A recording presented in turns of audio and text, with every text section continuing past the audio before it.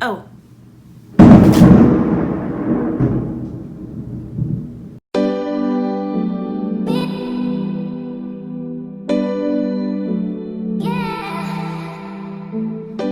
hey guys, welcome back to my video. It's Toya here, and I'm so excited to be doing this video with you guys.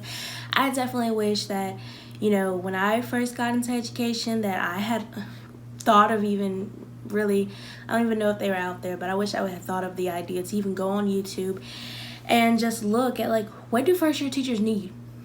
Like, what do they need? So today's video is all about this is my list. This is my personal opinion of what I believe that first year teachers should have going into the school year. These are just my opinions on what I feel like first year teachers need going into the first year teacher that would make it like really easier to transition through. I know it has made my life a lot easier, so I am ecstatic about the fact that I have these products and it's easier for me to use. I do want to mention something really quickly before I get started into the video. I know that my channel may be a little confusing because it's like first year teacher. Well, I am a first year certified teacher, so I just wanted to kind of put that out there for you guys who may have that question. Last year, all last year was actually my first year of teaching. I had my own classroom, but I was not certified. I was actually just like, I was basically like a student teacher. I don't know, it's really hard to explain, but I was really blessed with the opportunity because I had already had a bachelor's degree, but it wasn't in education. I am doing the alternate route to education program, which led me to become a certified teacher. But last year I was able to work with kids. I like rotated out, so I worked with groups of kids that maybe range from like 12 kids at a time to, it was just all different types of numbers. But anyway, these kids, I would pull them from their classrooms. They would come into my classroom and I would do reading intervention with them. These children were considered tier. So they were just maybe like tier 2 or tier 3. And I worked with them to help them develop literacy skills. So that was my job last year. So I just wanted to kind of put that out there and just kind of let you guys know that this is my first year as a certified teacher, but this is also my second year as teaching and giving to children. So now that we got that out of the way, I definitely just wanted to mention to you that these are things that would have made my life a lot easier last year if I had known, but I have learned from that, and these are things that I've grabbed that really helped me get through last year.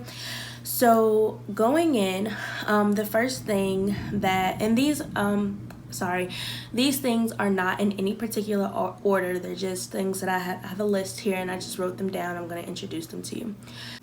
So the first thing that I felt like was really necessary for me was my laminator.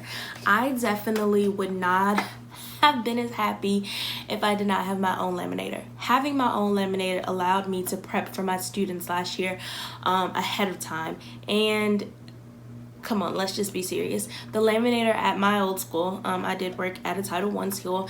We didn't have the best laminator. It was like an old fashion laminate. It was horrible. It literally took an hour to heat up, and it was just no. So I had my own laminator, and I laminated so many things at home. And even though I have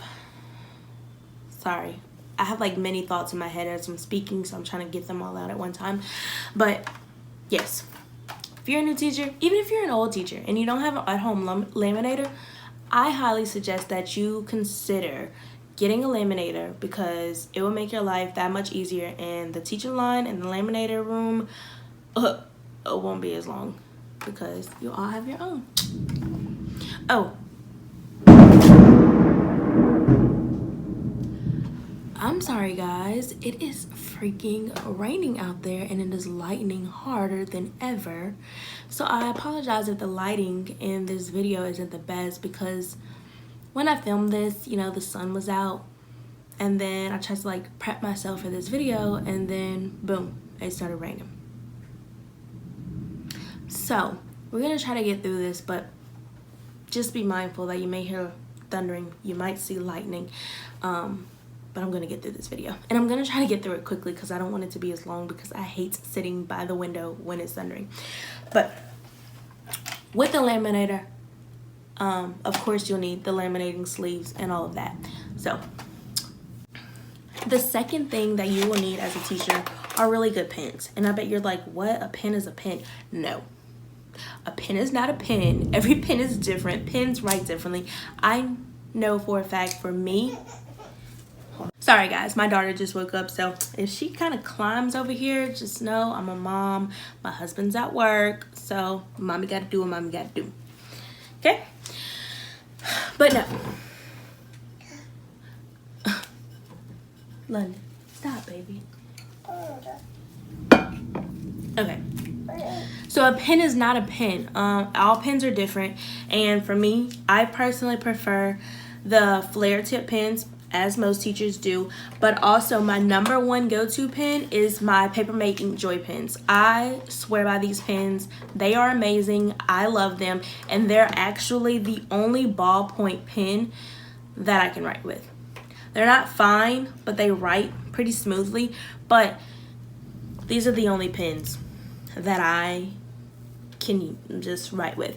If I write with any other pen, it has to be fine point. I have to write with the fine point pen. I just feel like it enhances my handwriting. My handwriting is more legible when it's fine point. That is just my personal preference. That works with me, and I feel like the pen definitely matters. So my number one brand is Papermate. I just love Papermate. My second brand are the Pilot brand. I love those pens as well, but these are just what I go to, so it definitely makes a difference on what you are writing with. Many of you guys have probably seen this before. I'm positive that you've seen this before. Many teachers across the country, probably across the world, have these. The only thing about mine is I did not purchase mine at Target. I literally hopped on this bandwagon a year later because I wasn't really on YouTube looking at other teachers last year. Like when I said, when I went into my first year, I went in blind, I went in cold, and I had to learn things my own way and through my mentors and my peers and things like that at work, my colleagues. So when I did come across this amazing thing, it was nowhere to be found. I literally searched high and low for it and could not find it. So one day I was on Amazon and I was on Instagram and I was looking at all these pictures. I was like, let me go see if I can find this again. So I went on Amazon and I typed in black and white striped desk organizer or something like that. And lo and behold, this popped up. Boy, was I happy. But then when I clicked on the price, and I know a lot of other teachers said they pay like $7 or $8 for this thing. No. On Amazon, I literally paid almost $20 for this. Literally, $20 for this. And I was telling myself, is this really something, like, is this really worth it? Is it really worth it? But I decided it would just be a nice, I decided that it would really just be a nice gift to myself. So I got it. And I paid a pretty penny for it. A pretty penny for it. So yes, I have this really beautiful thing and it holds all of my really beautiful pens, markers, and, well, I don't have any markers in here. Oh, and I also like these scribble stuff pens. If you have not, I highly suggest you go try those too. Sorry about that, guys. Okay, so it's like really raining outside. So yeah, I gotta get through this. So your teacher must have number whatever, I'm not even keeping track anymore, as a teacher bag.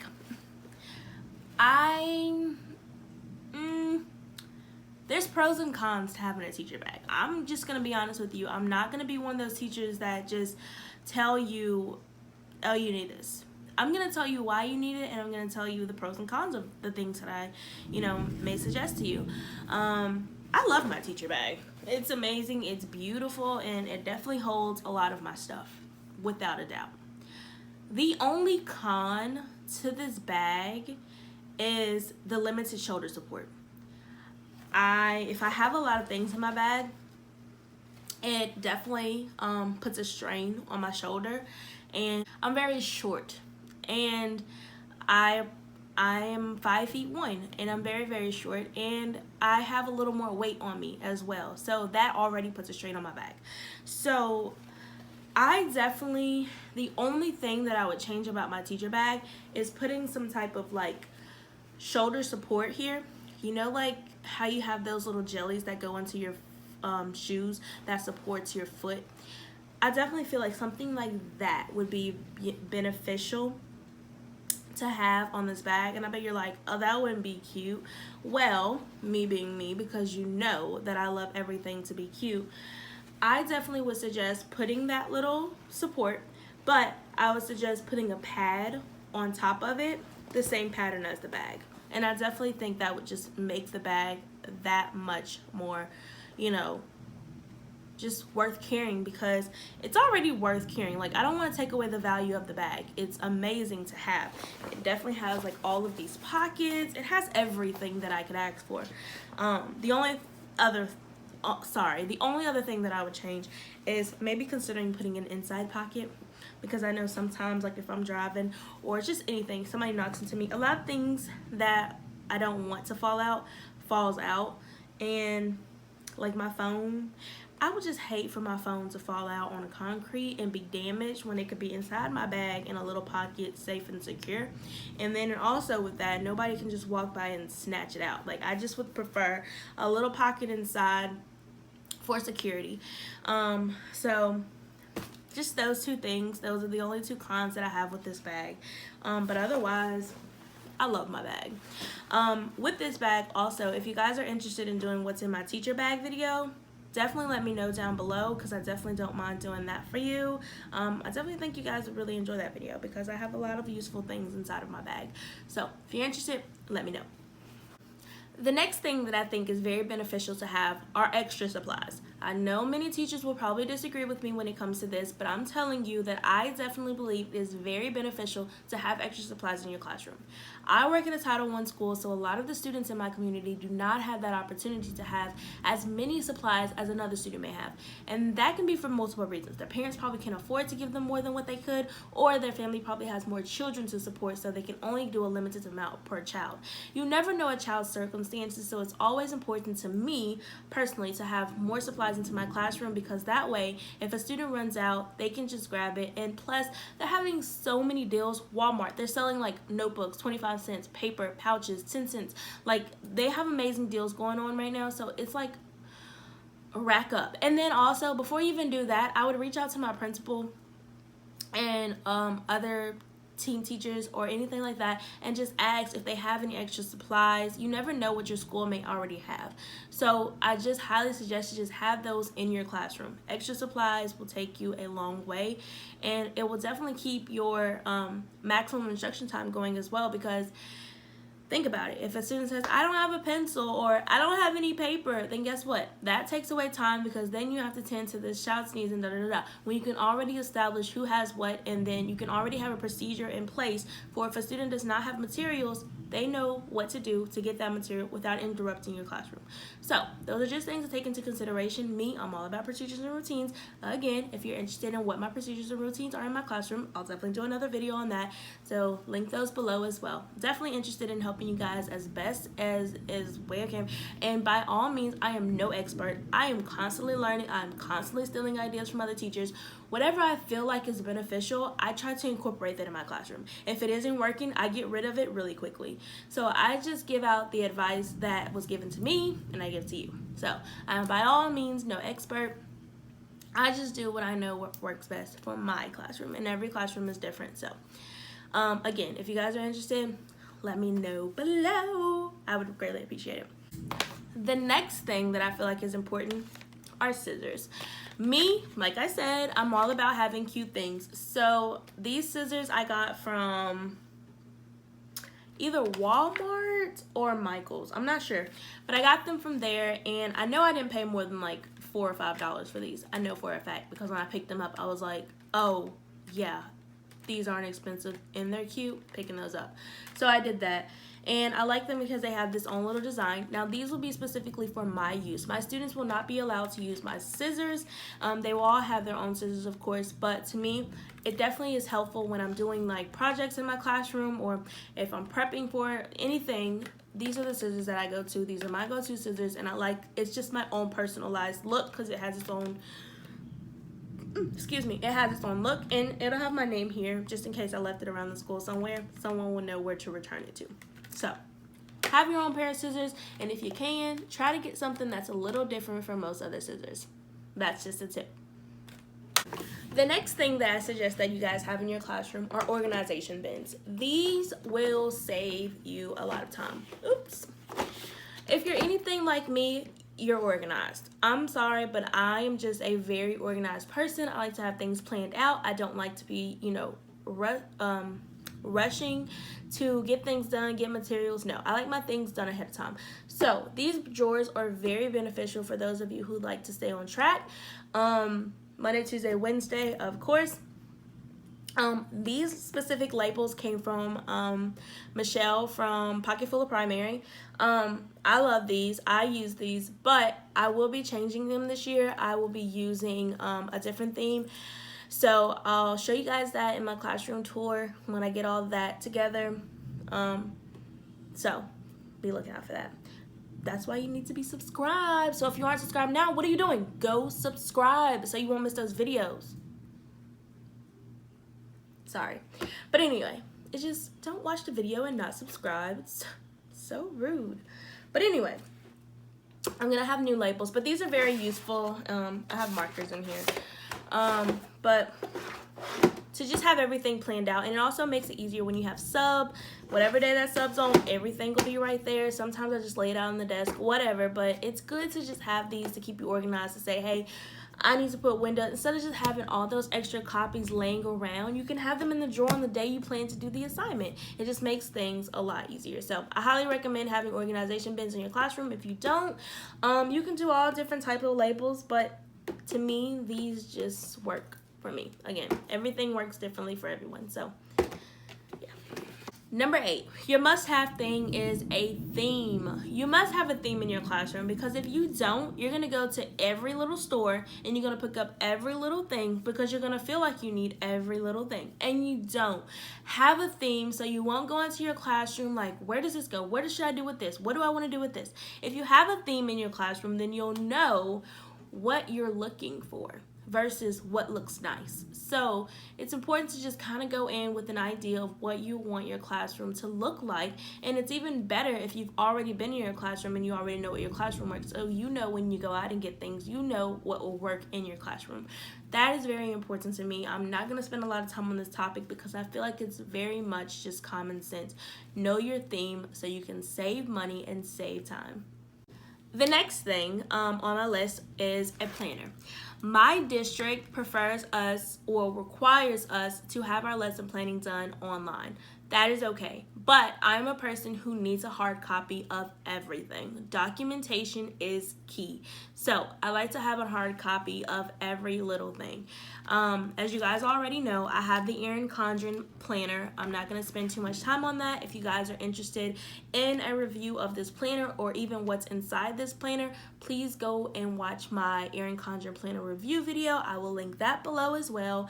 And you guys can see from there, but I absolutely recommend having a hard copy of things. Another thing that came with my planner that I did not mention in my review was the record book. This record book came with my planner for free when I purchased my planner. I don't think that they're doing that right now, but it definitely just has all of those pages that's at the end of the planner. It just has it here for my records. So I definitely will be using this. I'm very, very excited because like I said, I like to have a hard copy. Sorry, I haven't opened that book in a while, but it's good to have hard copies. The next thing that I recommend that you must have, really isn't an option, are expo markers. If you have a chalkboard, then of course you'll have chalk.